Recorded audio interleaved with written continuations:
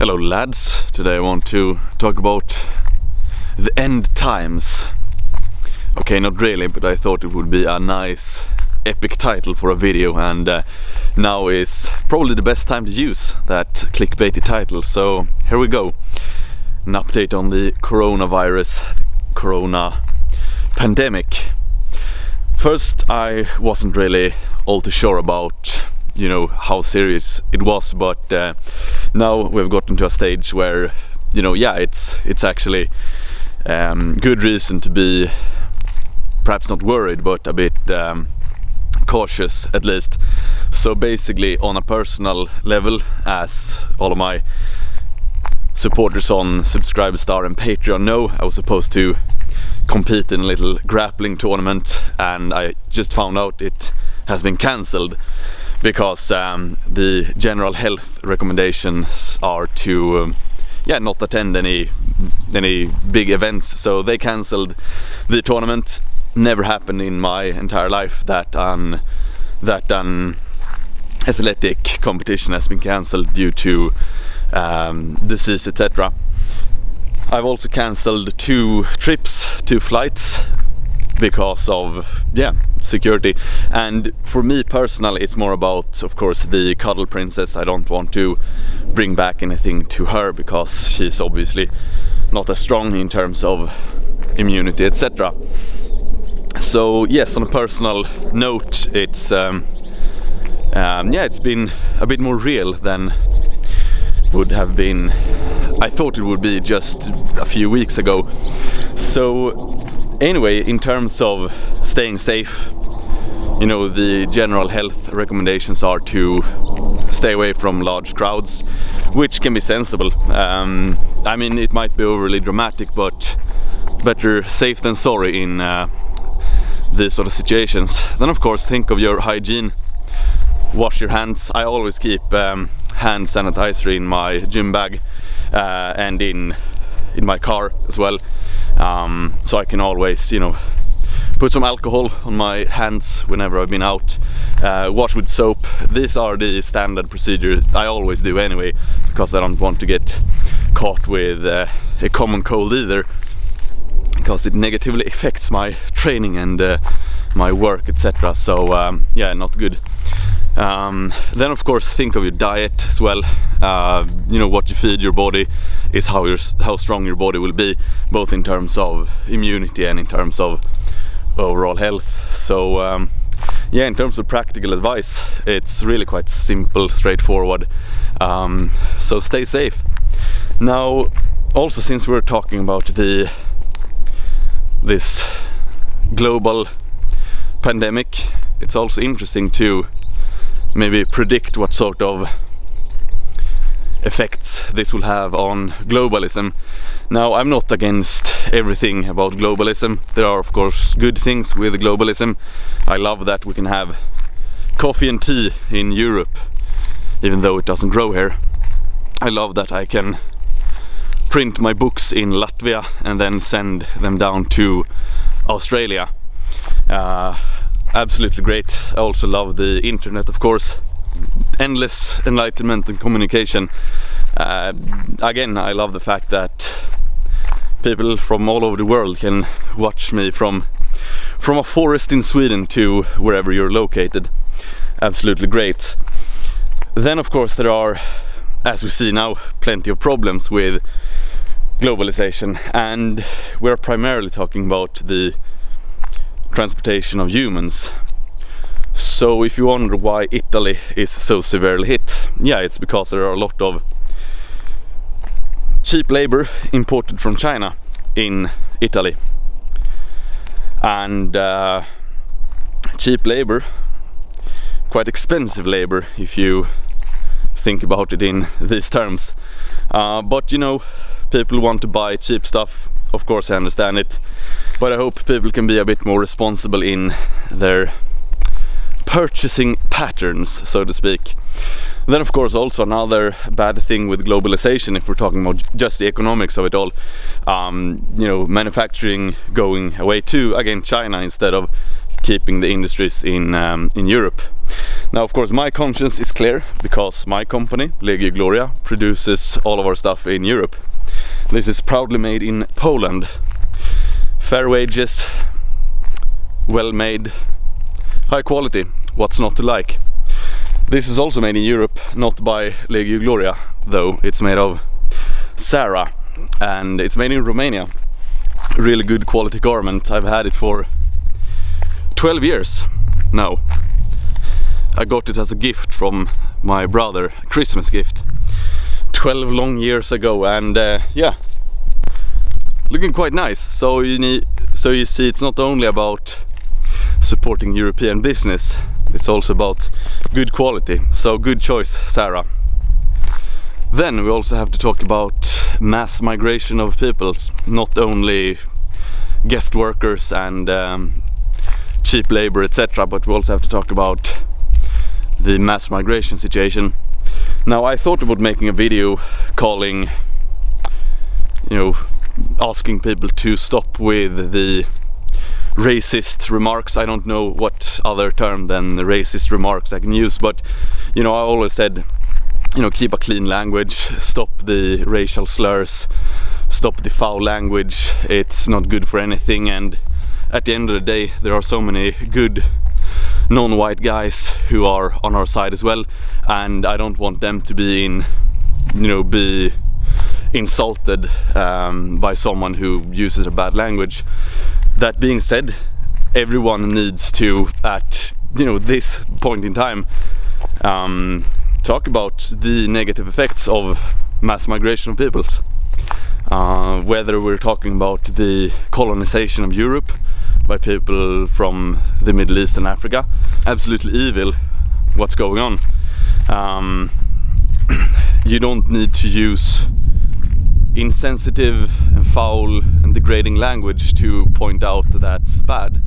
You don't need to be a racist to say this is wrong. It's wrong that the peoples in Europe, the native population, are being replaced.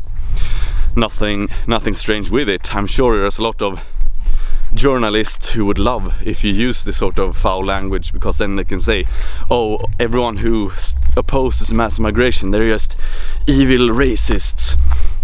But keep a clean language. So that was actually another video, but I just thought to mention it here as well, since the spread of disease very much linked to the movement of people.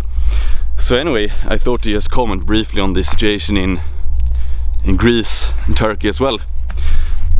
For those of you who are unaware, there is a lot of migrants from the Middle East wanting to get into Europe to live on welfare for the rest of their lives. Meanwhile, Swedish pensioners are basically starving, but we need to let them starve so we can take care of these young men from the Middle East, apparently. Completely sick. If you have voted for this policy, you're sick in your mind and you should be ashamed. So basically, Turkey, the Turkish people have absolutely no interest in having millions of other Middle Easterners in their own country. Of course, they want to ship them to Europe. Nothing strange, but also now is the time to make the decision about us versus them. Us in this case being Greece, Europe, etc., and them being Turkey. I have nothing against the Turkish people. I understand that they don't want all of these migrants there, but ultimately it's about us versus them, and we need to think about what is best for us, what is best for my family, what is best for my civilization.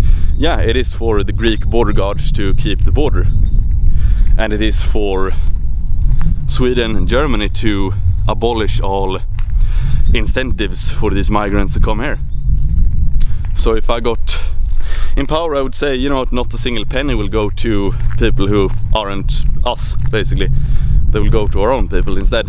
And now, speaking of putting your own people first, it's quite interesting to see the different reactions from different countries. So you have the most clown-like and unmanly of responses is, of course, Sweden doesn't really do anything. And then you have the ethnocentric response of Israel.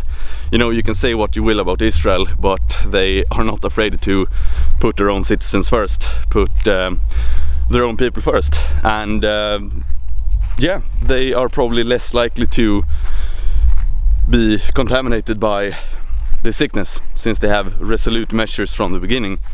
So you can always see who cares the most. Yeah, they care more about their population than Sweden does. Sweden is more concerned with keeping up appearances, not wanting to be evil and authoritarian. Now, of course, again, had it been up to me, would have been completely different measures. But you know, they still want to have this charade of open borders and tolerance, and you can't shut people away, you can't make them feel guilty for having been away. Now, another note on globalization is also how fragile the system is. Here we have like a domino effect. One guy in Wuhan eats a bat, then the entire stock market is crashing. Okay, I'm exaggerating, but you know what I mean. It's since everything is so interlinked, it's just enough for one little piece of that whole link to go off, and then catastrophe. So if we're going back to a bit more, you know, local production of things, local food production, we will be much more durable. And this is obviously something anti-globalists have been saying for quite some time, so it's not some new insight I'm coming with now. It's yeah, been a standard talking point for the last 20 years. You know, you have local farms, a local economy. If something happens on the other side of the world, it won't make your family starve. So policies to promote your own farming industry, for example, great. You need to support your local farmers, because in such situations, if there is an outbreak, as it is now, it might be a good idea to not rely so much on imports. And then also, I thought to mention before showing this aesthetic pond. Okay, it might be more aesthetic when I look at it now.